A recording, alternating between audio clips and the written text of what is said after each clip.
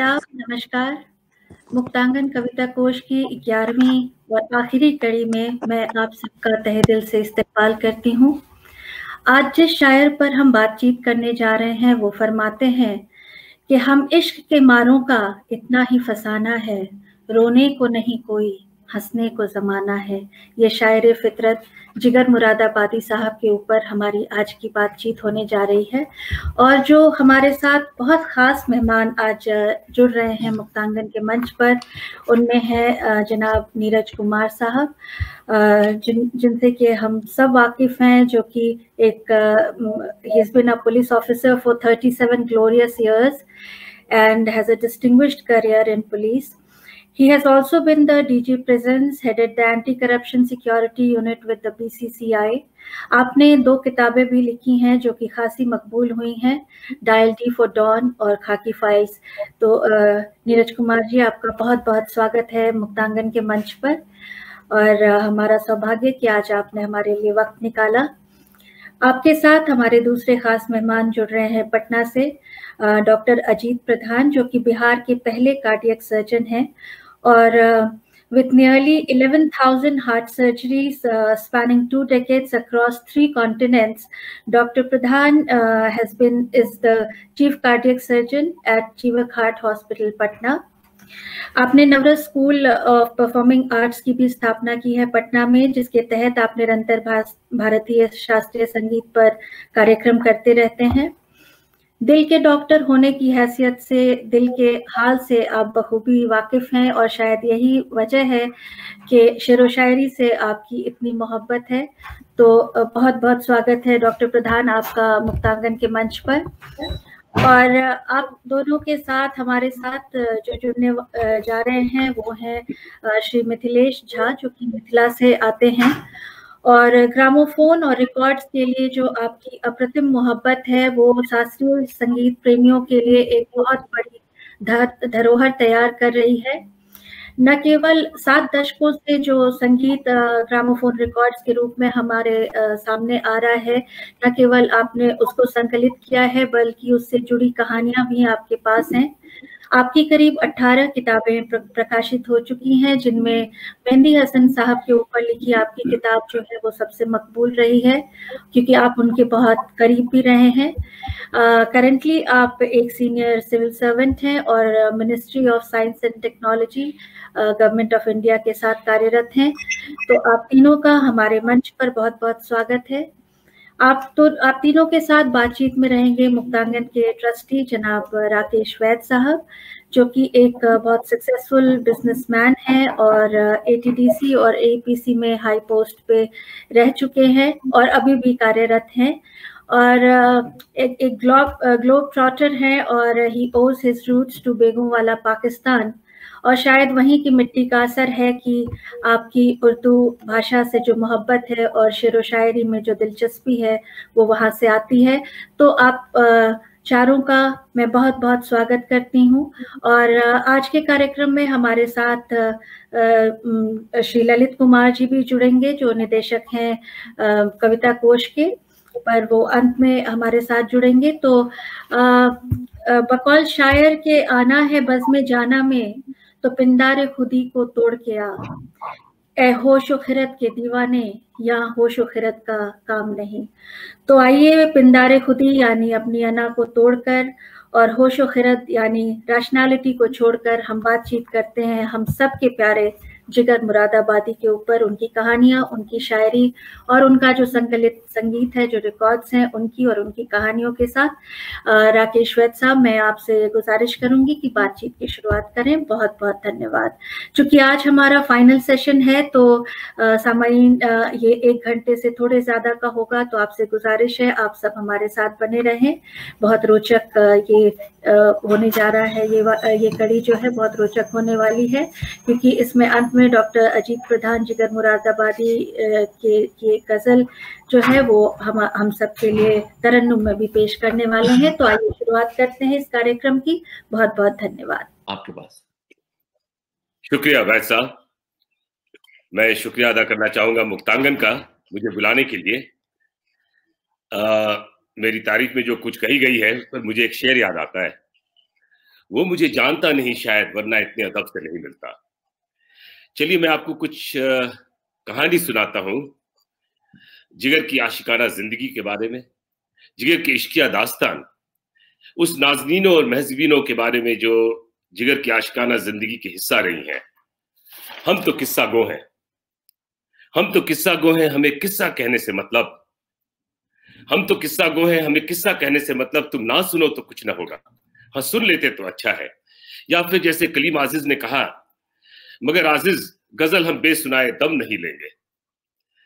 डर इस बात का है कि कहानी इतनी दिलचस्प है कि मेरी हालत भी उसी किस्सा ख्वां की तरह न हो जाए जिसके बारे में जिगर के उस्ताद दाद दहलवी ने कहा है, सुनकर मेरा फसाना उन्हें लुत्फ आ गया, सुनकर मेरा फसाना उन्हें लुत्फ आ गया, सुनता हूं कि अब रोज तलब किस्सा ख्वां की है। तो कहानी शुरू थी, एक बार मुशायरा हो रहा था, एक काबिल उस्ताद उठे, उन्होंने एक तरह का मिसरा दिया, चमन से आ रही है बूए कबाब, चमन से आ रही है बूए कबाब। बड़े बड़े शायरों ने कोशिश की लेकिन कोई भी उसका गिरह न लगा सका। एक शायर थे, उन्होंने कसम खा ली कि जब तक गिरह न लगाएंगे वो चैन से बैठेंगे नहीं।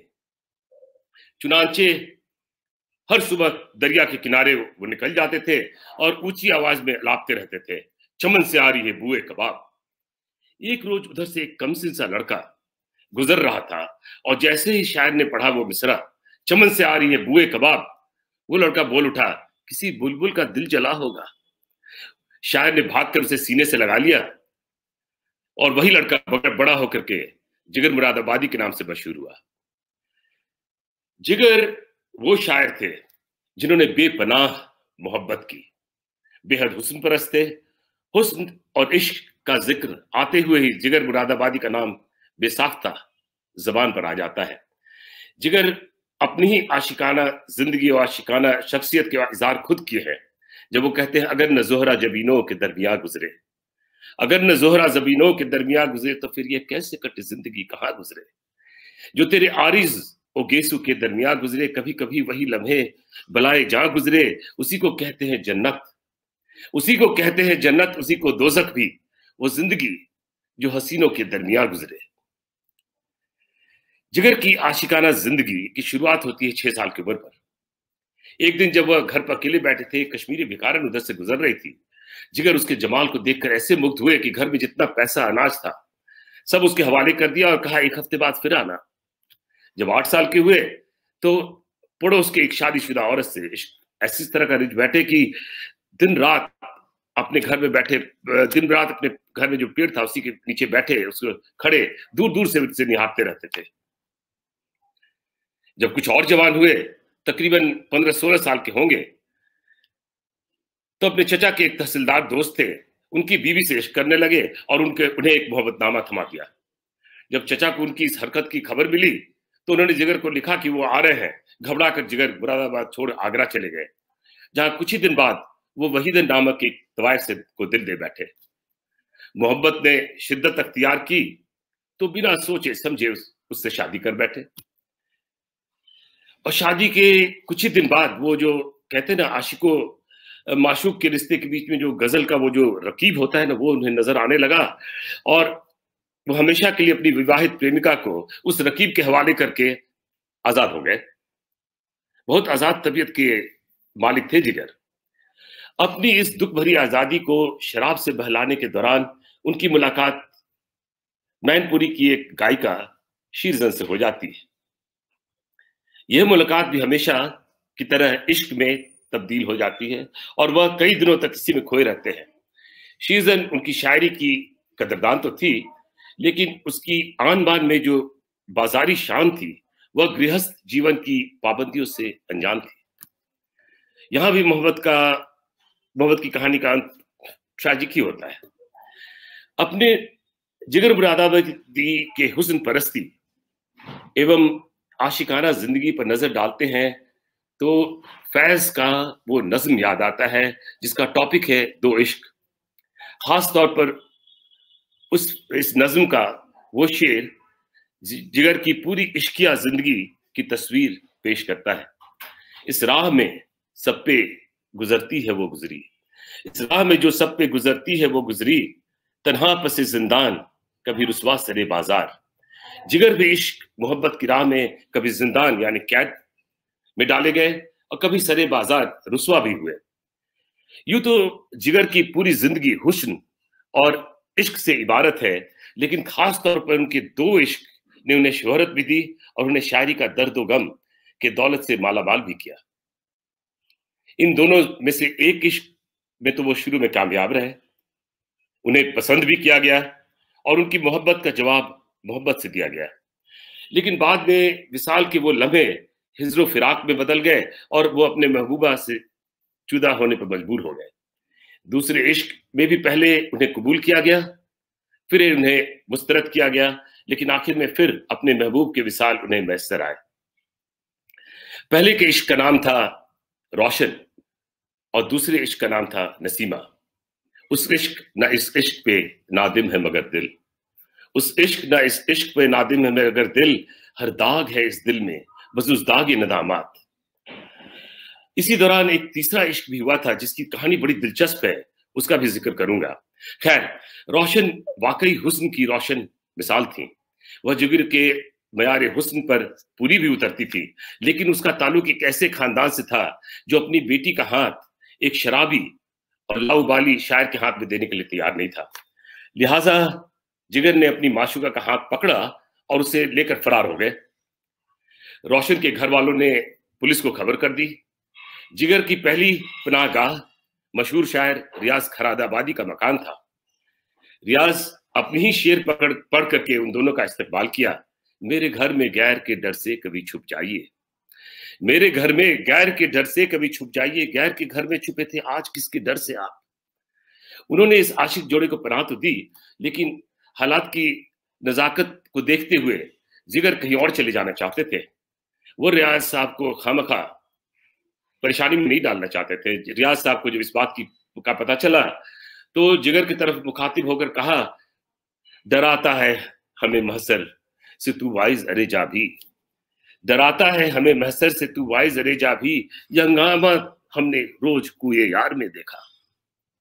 पर जिगर ने एक न मानी और वहां से रुखसत ले मुरादाबाद चले गए और वहां अपने करीबी दोस्त एस एम वकील साहब के यहाँ जा पहुंचे रोशन के साथ। रोशन की जुल्फें निहायत ही खूबसूरत थी और कभी जिगर ने खुद ही लिखा था, तूने सुलझाकर गेसुए जाना, तूने सुलझाकर गेसुए जाना और बढ़ा दी है शौके उलझन। वकील साहब ने शुरू में तो दोनों को मेहमान बनाया, मगर फिर खुद वो रोशन के जुल्फों के असीर हो गए। हम हुए, तुम हुए कि मीर हुए, सब तेरे जुल्फों के असीर हुए।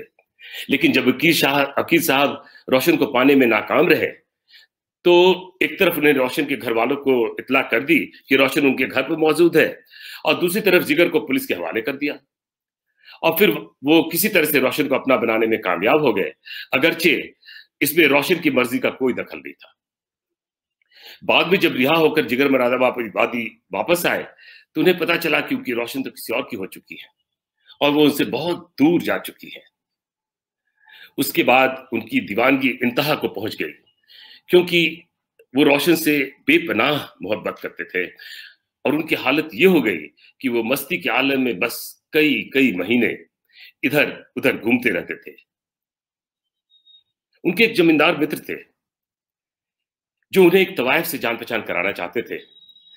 जिगर ने उन्हें यह कहकर टाल दिया, न गरज किसी से न वास्ता, न गरज किसी से न वास्ता, मुझे काम अपने ही काम से, न गरज किसी से न वास्ता, मुझे काम अपने ही काम से, तेरी जिक्र से, तेरी फिक्र से, तेरी याद से, तेरी नाम से। अरे उसका भी नाम रोशनी है, जमींदार ने जिगर साहब को कहा। जिगर तो ये बात और भी मंजूर नहीं थी, एकदम कबूल नहीं था कि किसी और का भी नाम रोशन हो। उनके लिए तो बस एक ही रोशन थी जिसे वकील साहब ने धोखे से शादी कर ली थी। हमको अच्छा नहीं लगता कोई हम नाम तेरा, हमको अच्छा नहीं लगता कोई हम नाम तेरा, कोई तुझसा हो तो फिर नाम भी तुझसा रखे। पर एक दिन जब जिगर की बेकरारी बढ़ी तो उनके कदम उसी तवायफ के कोठे पर जा पहुंची जिसका नाम था रोशन। फातिमा निहायत ही हसीन, शोक, चंचल और कमसिन। उसने हजरत को देखा तो पूछा, हुजूर की तारीफ। जिगर नजर झुकाए उसके सामने खड़े थे, शायद निगाह भर कर उसे देखा भी न था। बस जवाब में अपना ही 2 शेर पढ़ दिया। सरापा आरज़ू हूँ, सरापा आरज़ू हूँ, दर्द हूँ, दागे तमन्ना हूँ, सरापा आरज़ू हूँ, दर्द हूँ, दागे तमन्ना हूँ कि मुझे दुनिया से क्या मतलब, कि मैं अपनी आप दुनिया हूँ, कभी कैफ़े मुजस्सम हूँ, कभी कैफ़े मुजस्सम हूँ, कभी शौक़े शरापा हूँ, खुदा जाने किसका दर्द हूँ, किसकी तमन्ना हूँ। सुभान अल्लाह, सुभान अल्लाह, रोशन फातिमा के मुँह से बेख्तियार निकला। बेचारे आशिक मालूम होते हैं आप। जिगर ने फिर अपना एक शेर पढ़ दिया, मुझी में इश्क का आलम, मुझी में इश्क का आलम, मुझी में इश्क की दुनिया, निसार अपने पे हो जाऊं अगर 100 बार पैदा हूं। हुजूर, इस गरीब खाने को आपने कैसे रौनक बख्शी। जिगर फरमाए, कुछ हम ही जानते हैं लुत्फ तेरे कूचे का वरना, कुछ हम ही जानते हैं लुत्फ तेरे कूचे का वरना, फिरने को तो मखलूक खुदा फिरते हैं। इस शेर का सुनना था कि रोशन फातिमा भड़क उठी। तवाइफ थी, चेहरा शनाश थी, सुकन फहम थी। इस बार बार इस शेर को पढ़ती और दाद देती, वल्लाह मैं अब तक आपसे कैसे महरूम रही। क्या आप इस शहर के नहीं हैं? अगर है तो यहाँ कब से है और अब तक यहाँ क्यों नहीं आए? रोशन फातिमा ने एकदम इतने से सवाल कर दिए। जिगर ये कहते हुए उनके सामने 2 जानों पर बैठ गए।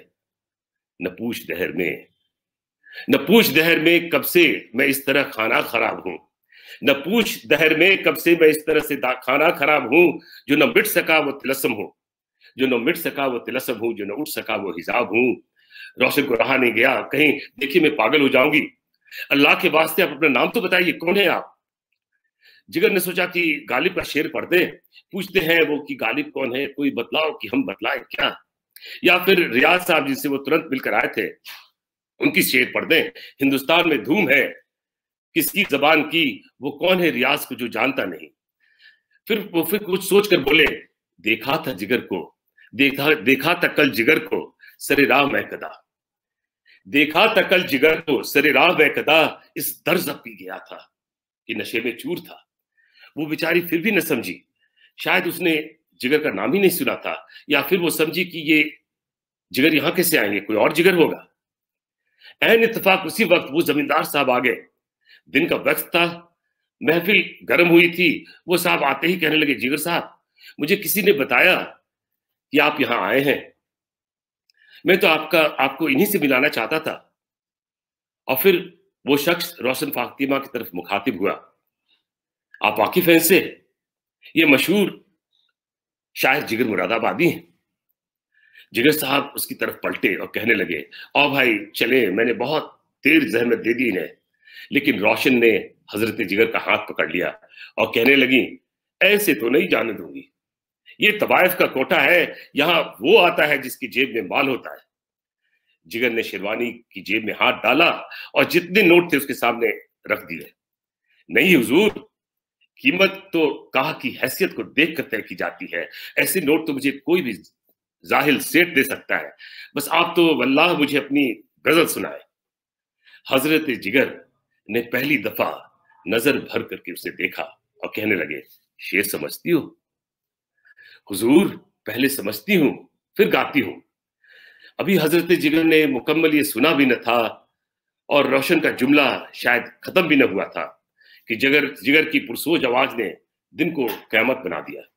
हाय क्या चीज थी, क्या चीज थी जालिम की नजर भी, क्या चीज थी, क्या चीज थी जालिम की नजर भी, उफ करके वहीं बैठ गया दर्द जिगर भी। क्या देखेंगे हम जलवाए महबूब का कि हमसे देख ही न गई देखने वालों की नजर भी। वाइज न डरा मुझको कयामत के सहर से, वाइज न डरा मुझको कयामत के सहर से, देखी है इन आंखों ने कयामत की सहर भी। इस दिल के तसद्दुक जो मोहब्बत से भरा है, इस दिल के तसद्दुक जो मोहब्बत से भरा है, इस दर्द के सदके जो इधर भी है उधर भी है फैसला इश्क जो मंजूर तो उठिए, है फैसला इश्क जो मंजूर तो उठिए। अंगियार भी मौजूद है और हाजिर है जिगर भी। और इतना ही कह रहा था कि रोशन फातिमा उठ खड़ी हुई। जिगर को नहीं रहा गया और फरमाया, वही कयामत वही कद्देबाला, वही है सूरत वही शराफा, वही कयामत वही कद्देबाला, वही है सूरत वही शराफा। लबों की जुब्बिश निगाह लर्जिश खड़े हैं और मुस्कुरा रहे हैं, वही लताफत वही नजाकत वही तबस्सुम वही तरन्नुम, मैं नक्शे हिरमा बना हुआ और वो नक्शे हैरत बने हुए हैं। और इसके बाद कहते हैं जिगर का रोशन फातिमा के यहाँ आना जाना अक्सर रहा। उसी दौरान रोशन फातिमा को खातिब होकर के जिगर ने तस्वीर और तस्वुर लिखी। वो कब के आए भी और गए भी, नजर में अब तक समा रहे हैं, ये चल रहे हैं, वो फिर रहे हैं, ये आ रहे हैं, वो जा रहे हैं, खिराम रंगी, निजाम रंगी, कलाम रंगी, पयाम रंगी, कदम कदम पर रविश रविश पर नए नए गुल खिला रहे हैं, शबाब रंगी, जमाल रंगी, वो सर से पांव तक तमाम रंगी, तमाम रंगी बने हुए हैं, तमाम रंगी बना रहे हैं, तमाम रानाइयों के मजहर, तमाम रंगीनियों के मजहर, संभल संभल कर सिमट सिमट कर हर एक मरकज पर आ रहे हैं बहार रंग वो शबाब ही क्या, सितारा वो महताब ही क्या, बहार रंग वो शबाब ही क्या, सितारा वो महताब ही क्या, तमाम हस्ती झुकी हुई है जिधर वो नजर झुका रहे हैं, शराब आंखों से ढल रही है। सुनिएगा, शराब आंखों से ढल रही है, नजर से मस्ती उबल रही है, छलक रही है, उछल रही है, पिए हुए हैं, पिला रहे हैं। और तभी रोशन ने इसे तरुण में गाने लगी तो जिगर ने अपनी अगली शेर पेश कर दी, फजाए नगमों से भर गई है, फजाए नगमों से भर गई है, मौज दरिया ठहर गई है, सुकूत नगमा बना हुआ है, वो जैसे कुछ गुनगुना रहे हैं। जैसे ही जिगर ने अपना ये नज़म पूरा किया, रोशन फातिमा उनसे पूछी, हुजूर ये क्या हाल हो गया है आपका? जिगर के जवाब ने रोशन को लाजवाब कर दिया। मुझी से पूछते हैं, मुझी से ही पूछते हैं ये शोखिया तो देखो, मुझसे ही पूछते हैं ये शोखिया तो देखो, मेरे जिगर को किसने दीवाना कर दिया है? अब क्या उम्मीद रखूं ए हुस्न यार तुझसे, अब क्या उम्मीद रखूं ए हुस्न यार तुझसे, तूने तो मुस्कुरा कर मुझे दीवाना कर दिया है। रोशन फातिमा खुद गाने और मौसीकी में महारत रखती थी। उसने जिगर के दिल पर मरहम रखा और सही मायने में जिगर को मुशायरे से इंट्रोड्यूस कराया और यह भी बताया कि मुशायरे में गजल की कैसे पेश की जाती है। बाद में जिगर जिस तरह से मुशायरों के मकबूल शायर बनकर उभरे, उसमें बहुत सारा क्रेडिट जाता है रोशन फातिमा को। लेकिन ये जिगर की बदनसीबी कहिए जो हमेशा उनके साथ चलती रही, रोशन फातिमा से जुदाई का मरहला भी उन्हें पेश आ गया और जिगर की दुनिया तारीख हो गई। ऐसे में उनके एक उस्ताद असगर गोंडवी उनके मसीहा बनकर सामने आए। असगर गोंडवी को जिगर से सच्ची मोहब्बत हमदर्दी थी। जिगर को भी गोंडवी साहब से जज्बाती लगाव था और जिगर असगर गोंडवी को किताब होकर के कहते हैं, अपना ही से नरगी से मस्ताना बना दे, अपना ही से नरगी से मस्ताना बना दे, मैं जब तुझे जानूं मुझे दीवाना बना दे, हर कैद से हर रस्म से बेगाना बना दे, दीवाना बना दे, मुझे दीवाना बना दे। चुनांचे गोंडवी साहब ने जिगर को शराब नोशी तर्क करने की, छोड़ने की, एक नौबत जिंदगी जीने का मशवरा देते, ये तजवीज भी की, उन्हें पेश की कि उनकी साली नसीमा से शादी कर लें। जिगर ने नसीमा से शादी तो की मगर शराब पीने से कभी बाज नहीं आया। जिगर की इश्किया जिंदगी में जो धूप छांव, जो नशेब व फराज, जो उतार चढ़ाव आते रहे, उसने जिगर की शख्सियत को तो जरूर तोड़ के रख दिया, लेकिन उनकी शायरी में एक ऐसा दर्द भी भर दिया कि जो सीधे सीधे हमारे दिल पर असर करता है, बहुत मुतासिर करता है। जिगर का अपना ही शेर है, जो मुझ पे गुजरती है किसने उसे जाना है, जो मुझ पे गुजरती है किसने उसे जाना है, अपनी ही मुसीबत है अपना ही फसाना है। नसीब से के तलाक के बाद कि उनके कुछ शेर यहाँ पेश करूंगा, just to highlight how his poetry evolved. गुलशन परस्त हूं मुझे गुल ही नहीं अजीज, कांटों से भी निबाह किए जा रहा हूं मैं, ये जिंदगी गुजार रहा हूं तेरे बगैर, जैसे कोई गुनाह किए जा रहा हूं मैं, ये क्या मकाम इश्क है जालिम की इन दिनों, अक्सर तेरे बगैर भी आराम आ गया। मैं कहानी खत्म करूंगा इस बात पर कि एक कोई था जिसने जिगर से बेपनाह मोहब्बत की, लेकिन जिगर ने उसको तवज्जो नहीं दिया। वो थी मलकाए गजल बेगम अख्तर, जिन्होंने अमीन सयानी से इंटरव्यू के दौरान कबूल किया कि वो जिगर मुरादाबादी से बेहद प्यार करती थी। उनके दीवान को अपने तकिए के नीचे रखकर सोती थी, उनके दीवान को दिल से लगा कर रखा था। बेगम साहिबा इस कदर से जिगर की गजलों पर फिदा थी कि एक वक्त था कि जब महफिल में वो सिर्फ जिगर को ही गजलें गाती थी। जिगर को हर दिल अजीज बनाने में बेगम का बहुत बड़ा हाथ था। यूं दिल के तड़पने का कुछ तो है सबब आखिर, या दर्द ने करवट ली या तुमने इधर देखा, दुनिया के सितम याद ना अपनी ही वफा याद, अब मुझको कुछ भी नहीं मोहब्बत के सिवा याद, या फिर कोई ये कह दे गुलशन गुलशन लाख बलाएं एक नशेमन, कातिल रहबर कातिल रहजन, दिल सा दोस्त न दिल सा दुश्मन। जब ये सारे जिगर मुरादाबादी की गजलों को गाने के बाद भी जिगर उनकी तरफ ध्यान नहीं दिए तो उन्होंने बेगम को नहीं रहा गया, उन्होंने जिगर को एक खत लिख दिया, आप शायर हैं और मैं गायिका हूं, हम दोनों शादी क्यों नहीं कर लेते। जिगर का जवाब ने बेगम का दिल तोड़ दिया। जिगर ने लिखा, आप मेरे दीवान पढ़ती हैं, गाती हैं, सब सही, लेकिन मुझसे मिलने की कोशिश ना करें। ये बात जिगर ने शायद इसलिए लिखी क्योंकि जिगर देखने से मैं किसी भी एंगल में बहुत अच्छे नहीं थे और उनको इस बात का पूरा एहसास था। जिगर के जवाब ने बेगम को बहुत ही दुखी कर दिया और उस शाम की महफिल में बेगम अख्तर ने जिगर नहीं गाया, गालिब गाया, ये न थी हमारी किस्मत कि विसाले यार होता, अगर और जीते रहते यही इंतजार होता। कुछ दिन बाद एक पार्टी में जिगर की मुलाकात बेगम साहिबा से हुई तो बड़ी मजेदार बात जिगर ने कही, जी हुजूर आपका खत मिला तो कुछ घबरा सा गया, सोचा अगर हमारे बाल बच्चे हुए और उनकी सूरत हम पर गई और लिखने की काबिलियत आप पर तो पता नहीं क्या होगा। लेकिन इसी वक्त फ्लर्ट करते हुए जिगर ने बेगम साहिबा को कहा, मेरा कमाल शेर बस इतना ही है जिगर, मेरा कमाल शेर बस इतना ही है जिगर, आप हम पिछा गए, हम जमाने पिछा गए। आखिर में मैं जिगर के एक ऐसे शेर पर अपनी बात को खत्म करता हूँ, वैद साहब ने बताया, मैं फिर बताना चाहूंगा, जो जिगर की शायराना शख्सियत को बेहतरीन तर्जुबानी करता है।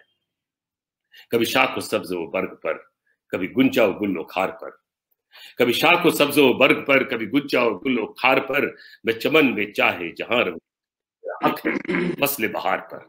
शुक्रिया। शुक्रिया नीरज भाई।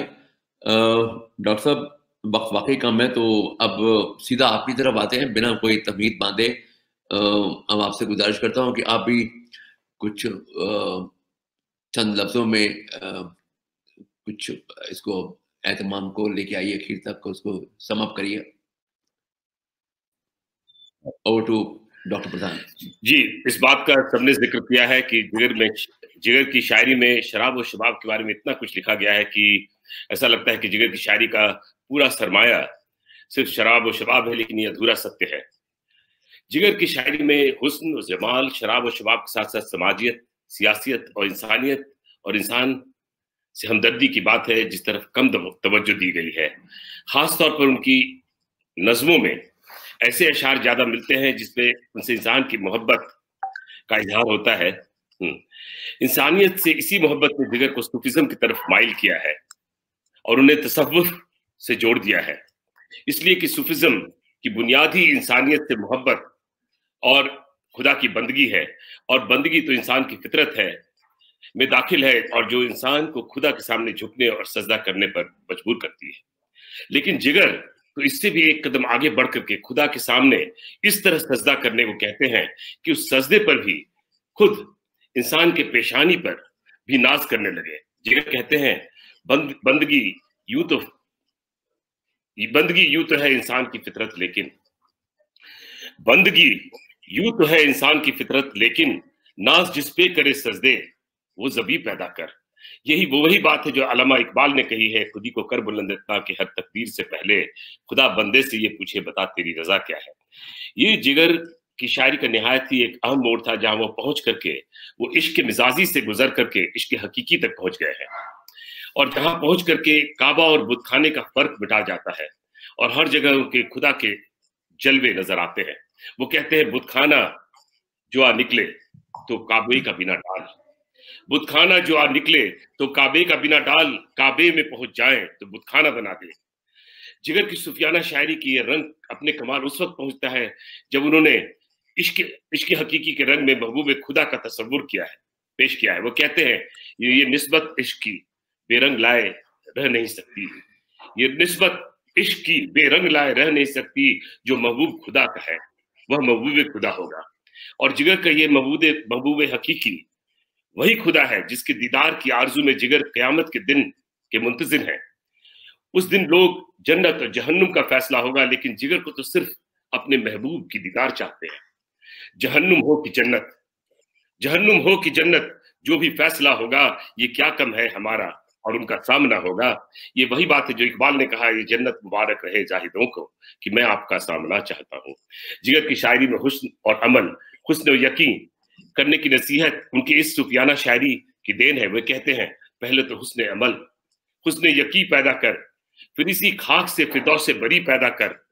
यही दुनिया कि जो बुतखाना बना जाती है, यही दुनिया की जो बुतखाना बना जाती है, इसी बुतखाने से काबे की जमी पैदा कर महबूब हकीकी को पाने के लिए तलब जैसे बढ़ती गई। जिगर की सूफियाना शायरी का रंग और ज्यादा गहरा होने लगा। वो जोशे तलब कि हर मौज के साथ सजदे शुक्राना अदा करने, अपने जज्बात और मोहब्बत का इजहार भी करने लगे। और ये उनकी सूफियाना शायरी का उरूज था और उसका खास रंग भी। वो कहते हैं, जो मौज उठे दिल से तेरे जोश तलब में, जो मौज उठे दिल से तेरे जोश तलब में, सर रख कर वहीं सजदा शुक्राना बना दे। ये बहुत अहम पहलू है जिगर की शायरी का, उनके सूफियाना शायरी का, जिसकी तरफ लोगों ने कम तवज्जो दी है और बहुत कम गुफ्तगू हुई है।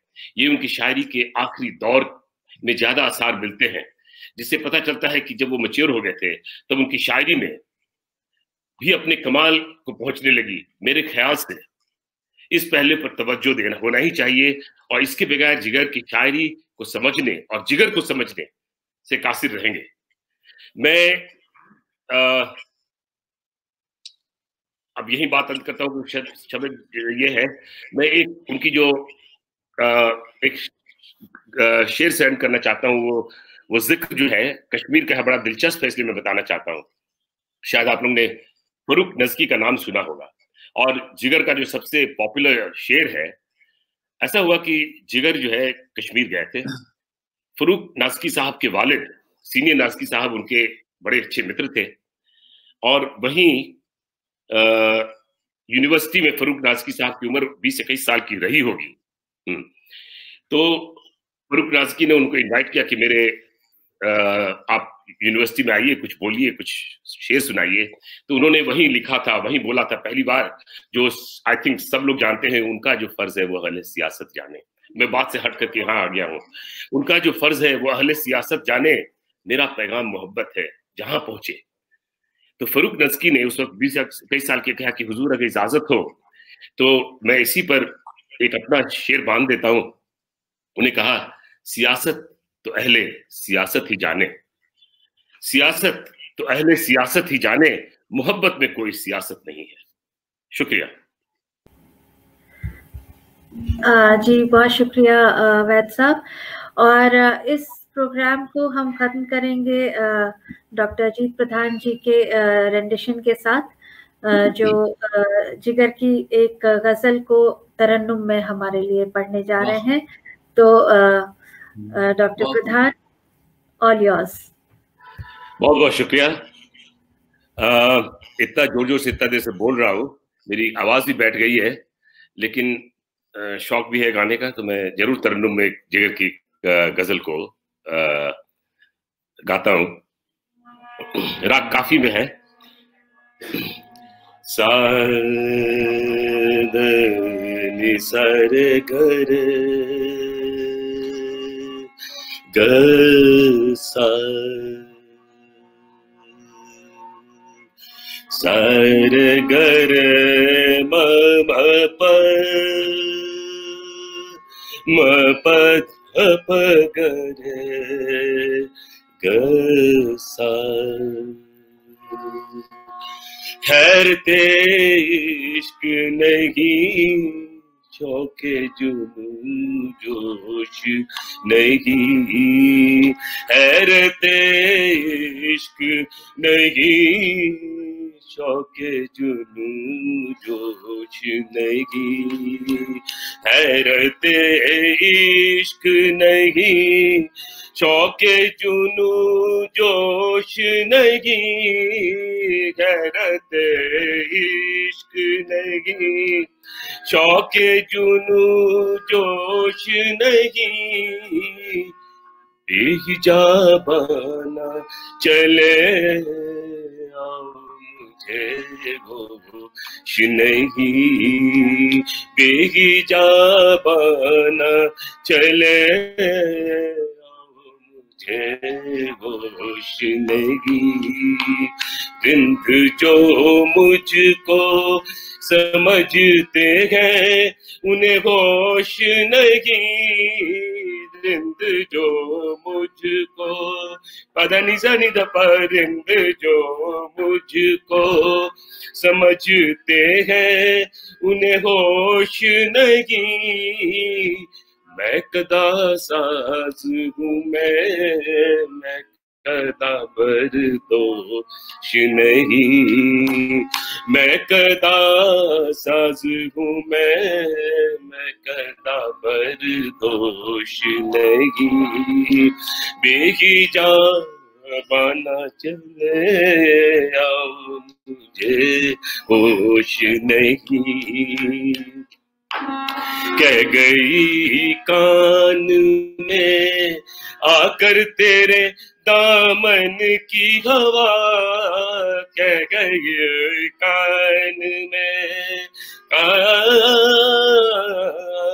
कह गई कान में आकर तेरे दामन की हवा, साहिबे होश वही है कि जिससे होश नहीं, साहिबे होश वही है कि जिससे होश नहीं, कभी उन मद भरी आंखों से पिया था एक जाम, कभी उन मद भरी निशा गम पद मद निशान, उन मद भरी आंखों से पिया था एक जाम, कभी उन मद भरी आंखों से पिया था एक जाम, कभी उन मद भरी आंखों से पिया था एक जाम, आज तक होश नहीं होश नहीं होश नहीं, आज तक होश नहीं होश नहीं होश नहीं, मिलके जिस दिन से गया है कोई एक बार जिगर, मिलके जिस दिन से निदप पद निशा निदप, मिलके जिस दिन से गया है कोई एक बार जिगर, मिलके जिस दिन से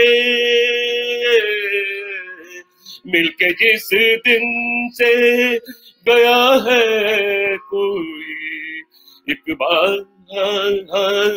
जिगर, मिलके जिस दिन से गया है कोई एक बार जिगर, तुझको ये वहम है कैसे मेरा आगोश नहीं, बेहिजा बना चले आओ मुझे होश नहीं, बेहिजा बना चले आओ मुझे होश नहीं, आज तक होश नहीं होश नहीं होश नहीं। वाह वाह वाह, क्या कहने, वाह क्या बात है डॉक्टर साहब, वाह शुक्रिया।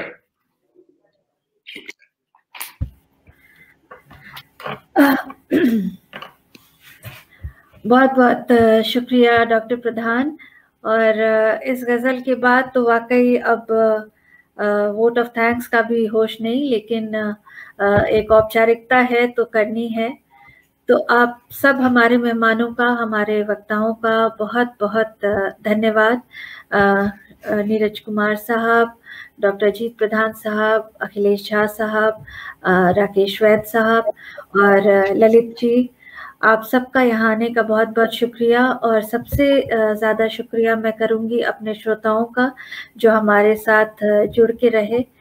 और इससे बेफिटिंग ट्रिब्यूट जो है वो जिगर को और क्या हो सकती थी कि अलग अलग महकमों से आए सब यहाँ पर जिगर की मोहब्बत में भीग कर उनके बारे में बातें की हैं। तो आप सबको शुक्रिया करते हुए जिगर के एक शेर के साथ मैं इस कार्यक्रम को ख़त्म करती हूँ। कहते हैं कि जहन्नम में हो कि जन्नत, जो भी होगा फैसला होगा। जहन्नम हो कि जन्नत हो, जो भी होगा फैसला होगा। ये क्या कम है, हमारा और उनका सामना होगा। तो इसी उम्मीद के साथ कि अगले साल मुक्तांगन कविता कोश एक और सीरीज के साथ आप सबके सामने होगी, और इस वादे के साथ कि हम ज़रूर आप सबके सामने एक नई सीरीज लेकर आएंगे और हमारे और वक्ताओं के साथ ज़रूर प्रस्तुत होंगे। तो हम आज के लिए विदा चाहते हैं और आप सबको नए साल की बहुत बहुत शुभकामनाएं। और जैसा कि अजीत प्रधान साहब ने अपनी गायकी में कहा, जिगर के शेर को याद करते हुए कि बेहिजाबाना चले आओ मुझे होश नहीं, तो आप सब अभी हिजाब में रहें क्योंकि अभी खतरा टला नहीं है। तो उम्मीद है कि जब हम आगे मिलेंगे तो उस हिजाब की जरूरत नहीं होगी और हम रूबरू मिलेंगे मुक्तांगन के परिसर में। तब तक के लिए बहुत बहुत धन्यवाद, नमस्कार और शुभ विदा। बहुत बहुत धन्यवाद।